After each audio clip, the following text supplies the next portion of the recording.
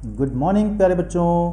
आज बेटा हम लोग का जो नेक्स्ट टॉपिक रहेगा वो रहेगा वर्ब। आज हम लोग देखेंगे कि हम लोग बेटा वर्ब की फॉर्म को कैसे चुटकियों में याद कर लेंगे, और बहुत ही सिंपल टॉपिक है और आप लोगों को बहुत ही मज़ा आने वाला है इस टॉपिक में। देखिए, ये मेरा बेटा वर्ब की फॉर्म को याद करने का पार्ट फर्स्ट है और मुझे पूरी उम्मीद है कि आपको ये अच्छे से समझ में आएगा। चलिए, आपका समय ना बर्बाद करते हुए हम अपने वीडियो को स्टार्ट करते हैं। देखिए बेटा, आपको ये ध्यान देना है, यदि किसी भी वर्ड के पीछे यदि कोई भी वर्ब लिखा है, यदि उसके पीछे बेटा आपको RSTUV, बिल्कुल सिंपल है, RSTUV अगर ये वर्ड लिखा मिलता है और साथ में आपको GZ ये लिखा मिले और उस अल्फ़ाबेट के बाद में E लिखा मिलता है, तो 99% चांस होता है बेटा कि उसकी जो सेकंड थर्ड फॉर्म होती है उसमें सिर्फ और सिर्फ हम लोग ई के बाद में डी लगा देते हैं।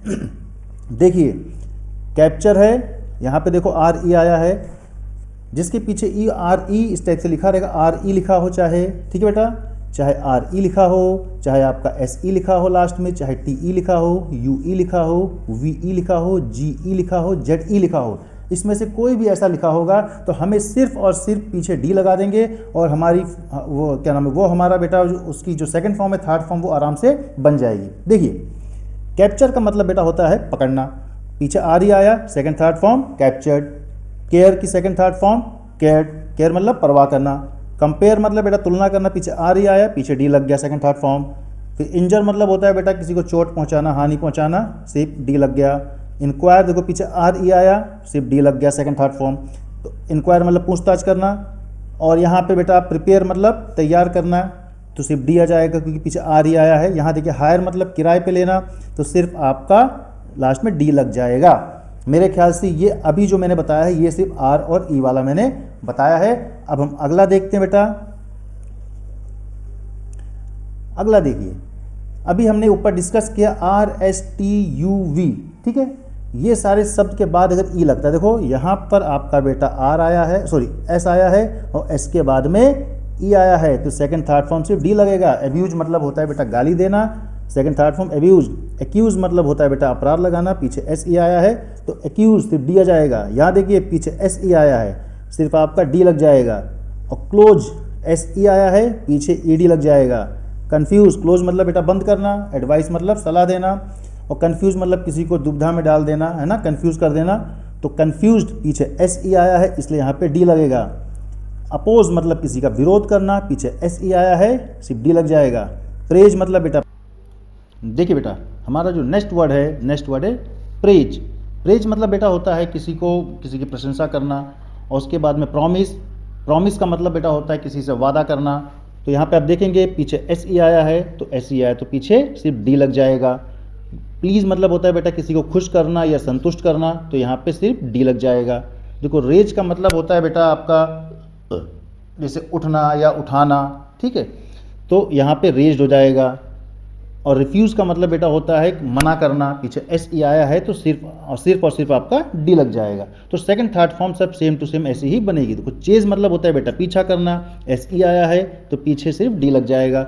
बस 2-3 शब्द बेटा ऐसे होते हैं जो थोड़े से अपवाद होते हैं और जो आपको बस याद करना पड़ेगा, बाकी सबका रूल सेम टू सेम ऐसा ही रहता है। देखिए, पीछे बेटा अगर राइज लिखा मिल गया, SE इसमें भी आया है, लेकिन आपको याद कर लेना RISE और ARISE कभी भी बेटा आपको लिखा मिलता है तो जो आपका राइज होता है, राइज का मतलब आपका उठना, है ना, उठना या उगना के सेंस में होता है। इसकी सेकंड थर्ड फॉर्म बेटा रोज होती है और थर्ड फॉर्म राइजन होती है। सेम देखो, यहाँ भी ARISE, सेम इसमें जो RISE लिखा है यहाँ भी RISE लिखा है, इसलिए इसकी जो बेटा सेकंड फॉर्म होगी वो भी एरोज और एराइजन होगी। तो मेरे ख्याल से ये आपको अच्छे से समझ में आ गया होगा। चलिए हम लोग अब आगे बढ़ते हैं। देखिए बेटा, इसको भी मैं भी स्टार्टिंग में ही आपसे डिस्कस कर चुका हूँ। जिस वर्ड के पीछे बेटा R के बाद, S के बाद, T के बाद, U के बाद, V के बाद, ठीक है, और Z के बाद और G के बाद, इन सब के बाद बेटा अगर E लगता है तो उसकी सेकंड थर्ड फॉर्म बेटा D लगाकर ही बनती है। देखिए, कंप्लीट मतलब बेटा होता है पूरा करना, पीछे T के बाद E आ गया, इसलिए यहाँ पे completed second third form. Decorate का मतलब बेटा होता है सजाना, और देखिए यहाँ पे टी ई आया इसलिए यहाँ पे ई सिर्फ डी लग गया, सेकंड थर्ड फॉर्म। हेट मतलब बेटा नफरत करना, second form third form E D सिर्फ यहाँ पे डी लग जाएगा, ई पहले से है। सल्यूट मतलब बेटा किसी को सलामी करना, है ना, तो सलाम करना, तो सेकंड थर्ड फॉर्म सिर्फ डी लग जाएगा। मेरे ख्याल से ये अच्छे से आपको समझ में आ गया होगा। एक बार मैं फिर से यहाँ पे डिस्कस कर देता हूँ। यदि बेटा किसी भी जो कोई भी अगर वर्ब होती है यदि उसके पीछे आपका आर लिखा मिले, एस लिखा मिल जाए, टी यू वी जेड जी, ठीक है बेटा, ये सारे बेटा अल्फ़ाबेट्स अगर आपको किसी वर्ड के लास्ट में लिखा मिले और उस अल्फ़ाबेट के बाद में अगर आपको ई लिखा मिलता है तो 99% चांस होता है कि उसकी सेकंड थर्ड फॉर्म में सिर्फ और सिर्फ डी ही लगाया जाता है। अब देखिए, अब हम अगला देखते हैं। अगला है बेटा हमारा, देखिए एक शब्द है अराइव। पीछे देखो अभी मैं डिस्कस कर चुका हूँ, पीछे वी आता है ना, और वी के बाद में यदि ई लगा होता है तो उसमें सिर्फ डी लगा देते हैं। अराइव मतलब बेटा पहुंचना, तो सेकंड थर्ड फॉर्म सिर्फ और सिर्फ डी लग जाएगी। तो मेरे ख्याल से ये बात आपको समझ में आ चुकी होगी बेटा। अब देखिए ऐसे ही कुछ और क्वेश्चंस हैं, उसको हम देखते हैं। कुछ और वर्ड्स हैं जिससे हम अपने कॉन्सेप्ट को अच्छे से क्लियर करेंगे और आपको अच्छे से समझ में आ जाएगा। देखिए बेटा नेक्स्ट, देखिए हमारा नेक्स्ट वर्ड है बिलीव। बिलीव मतलब विश्वास करना। पीछे देखो वी आया, वी के बाद ई लगा, इसलिए यहाँ पे सेकंड थर्ड फॉर्म सिर्फ डी लग के बन जाएगा। डाइव मतलब बेटा होता है गोता मारना, है ना, उसको बोलते हैं डाइव, सिर्फ सेकंड थर्ड फॉर्म डी लग जाएगा। लव मतलब प्रेम करना, ठीक है, सिर्फ डी लग जाएगा क्योंकि वी ई आया है। लिव मतलब रहना, वी ई आया है, सिर्फ इसमें डी लग जाएगा, ठीक है। फिर प्रूव मतलब सिद्ध करना, वी ई आया पीछे तो डी लग जाएगा। रिसीव मतलब प्राप्त करना, वी ई लिखा है बेटा तो सिर्फ डी लग जाएगा। स्टार मतलब होता है भूखे मरना, तो पीछे वी ई लिखा है इसलिए यहाँ पे डी लग जाएगा।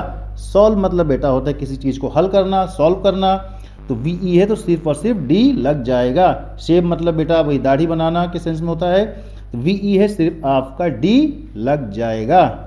अब देखिए नेक्स्ट बेटा है आपका सर्व मतलब होता है सेवा करना, तो सिर्फ और सिर्फ डी लग जाएगा सेकंड थर्ड फॉर्म। बस एक बेटा अपवाद है और जो आपको याद करना है, लीव। लीव मतलब होता है जैसे किसी स्थान को छोड़ देना, है ना, लीव कर देना, चले जाना वहाँ से, तो उसकी जो सेकंड थर्ड होती है वो सिर्फ लेफ्ट होती है। ये थोड़ा सा अपवाद है तो इसको आप लोग याद कर लेना। बाकी बेटा पूरा का पूरा ऐसे ही बनेगा काफ़ी आसान तरीके से। अब देखिए एक मिनट,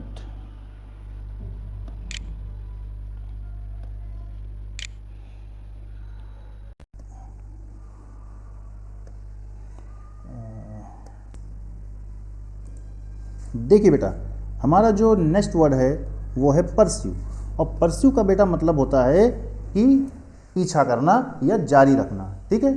परस्यू का मतलब बेटा होता है पीछा करना या जारी रखना, तो सेकंड थर्ड फॉर्म यहाँ पे सिर्फ और सिर्फ डी लग जाएगी क्योंकि पीछे यू ई है, यहाँ भी यू ई है। और बेटा स्यू का मतलब होता है मुकदमा चलाना, ठीक है। स्यू का मतलब होता है मुकदमा चलाना या अभियोग चलाना या विनती करना भी होता है। इशू का मतलब बेटा होता है जारी करना कोई चीज़, इशू करना, तो यहाँ पे देखो पीछे क्या है, यू ई है, इसलिए सिर्फ और सिर्फ यहाँ पे बेटा डी लग जाएगा। मेरे ख्याल से बेटा ये बात आपको अच्छे से समझ में आ गई होगी।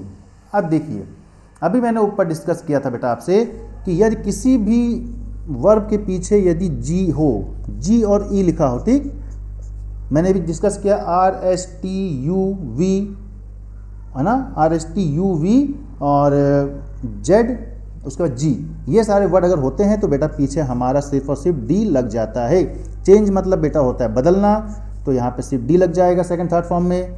अरेंज मतलब होता है कोई चीज़ व्यवस्था करना, अरेंज करना, तो यहाँ पे अरेंज करना, व्यवस्थित करना, ठीक है, तो यहाँ पे सिर्फ डी लग जाएगा। मैनेज मतलब होता है कोई मैनेज करना, व्यवस्था करना, ठीक, तो सिर्फ और सिर्फ यहाँ पे बेटा डी लग जाएगा। पीछे जी ई आया है, देखो चेंज मतलब होता है बेटा बदलना, तो जी ई है तो पीछे डी लग जाएगा।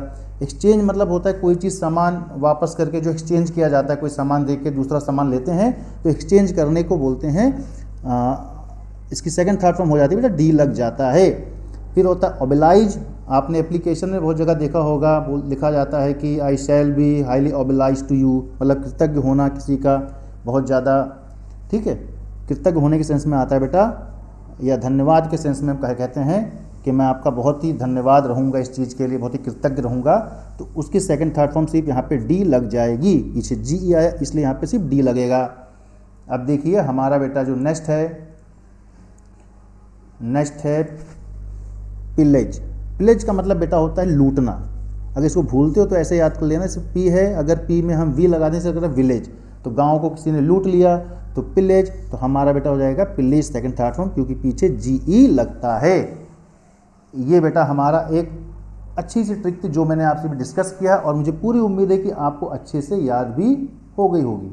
देखिए कुछ और ट्रिक बेटा होती है, उसको हम देखते हैं, बस बहुत ज़्यादा हमारा नहीं बचा है। अब देखिए यदि बेटा किसी वर्ड के पीछे double H, S H, C H ये अगर लिखा मिलता है, डबल एस, एस एच और सी एच लिखा मिलता है, तो हम पीछे सिर्फ और सिर्फ ई डी लगाते हैं। ऐसा नियम लमसम बेटा हमारे 99% जो वर्ब होती हैं फर्स्ट फॉर्म, उसके पीछे आराम से लगा के हम सेकंड थर्ड फॉर्म बना देते हैं।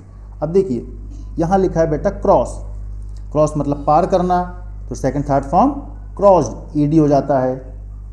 पास मतलब होता है पास करना, कोई चीज़ सफल होना, तो पास्ट क्योंकि पीछे डबल एस आया है। मिस मतलब होता है कोई चीज़ जैसे चूक जाना या किसी को याद करना के सेंस में भी आता है, मिस करना किसी को, तो सेकंड थर्ड फॉर्म बेटा सिर्फ ई डी लग जाएगा। किस मतलब जैसे चुम्बन लेना है ना, तो वहाँ पे क्या हो जाएगा बेटा ई डी लग जाएगा।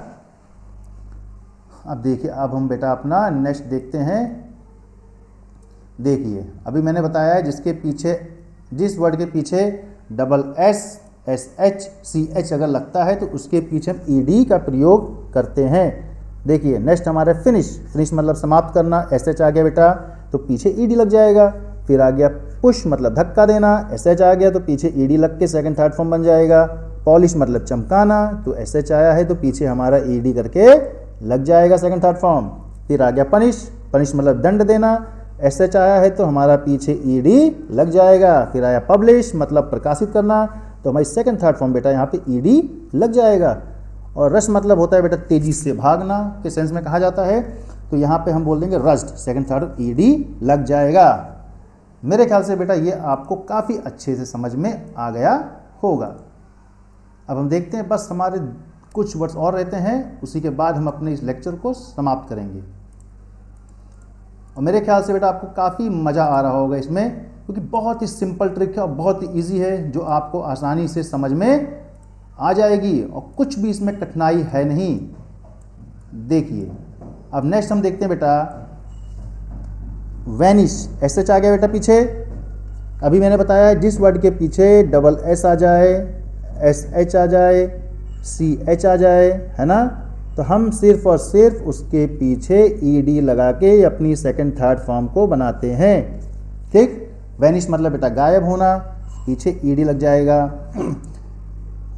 और वॉश मतलब बेटा होता है धोना, ई डी लग जाएगा। अगर वैनिश बेटा आपको नहीं याद है इसका मतलब, तो आप याद कर सकते हैं। देखो एक डिटर्जेंट पाउडर आता है जो इसमें बोलते हैं कि उसका नाम ही होता है वैनिश, और जो दाग धब्बों को अच्छे से गायब कर देता है, तो वैनिश हो जाएगा। और विश मतलब बेटा इच्छा करना, एस एच आया है तो विश्ड हो जाएगा सेकंड थर्ड फॉर्म। फिर देखिए अब हमारा लास्ट रह रहा है, देखिए यही 4-5 हमारे वर्ब की फॉर्म रहती है। देखिए बेटा प्रीच मतलब होता है उपदेश देना, तो पीछे सी एच आ गया तो ई डी लग जाएगा सेकंड थर्ड फॉर्म। सर्च मतलब होता है खोजना, तो सी एच आया है तो पीछे ई डी लग जाएगा। रीच मतलब बेटा होता है पहुंचना, तो पीछे सेकंड थर्ड फॉर्म में ई डी लग के हमारा सेकंड थर्ड फॉर्म बन जाएगा। और सी एच है तो पीछे ये बेटा 2 अपवाद है, तो ये आपको याद करना पड़ेगा। कैच मतलब होता है पकड़ना और टीच मतलब होता है पढ़ाना। अगर आप क्रिकेट देखते हैं तो आपको याद होगा क्रिकेट में कहा जाता है कॉट बिहाइंड। कॉट बिहाइंड मतलब पीछे पकड़ लिया गया उसको, तो कॉट बिहाइंड। तो कैच की सेकंड थर्ड फॉर्म बेटा होता है कॉट, कॉट, ठीक। और टीच की सेकंड थर्ड फॉर्म होती है बेटा टॉट, टॉट। तो मेरे ख्याल से ये आपको अच्छे से याद हो गया होगा, और मैं पूरी उम्मीद करता हूँ कि आपको काफ़ी अच्छे से बेटा ये लेक्चर समझ में आया होगा। यदि कोई भी आपके मन में डाउट रह गया हो तो आप अपने डाउट को बेटा कमेंट बॉक्स में पूछ सकते हैं, और मुझे बहुत ही खुशी होगी बेटा आपके प्रश्नों का उत्तर देते हुए। और मैं ये भी उम्मीद करता हूँ कि आप मेरे द्वारा पढ़ाए गए बेटा जो भी कुछ समझ में आया है आप उसको पसंद करेंगे और मेरे चैनल को लाइक करेंगे, सब्सक्राइब करेंगे। और मैं इसी के साथ बेटा मैं आपसे अलविदा चाहता हूँ। धन्यवाद।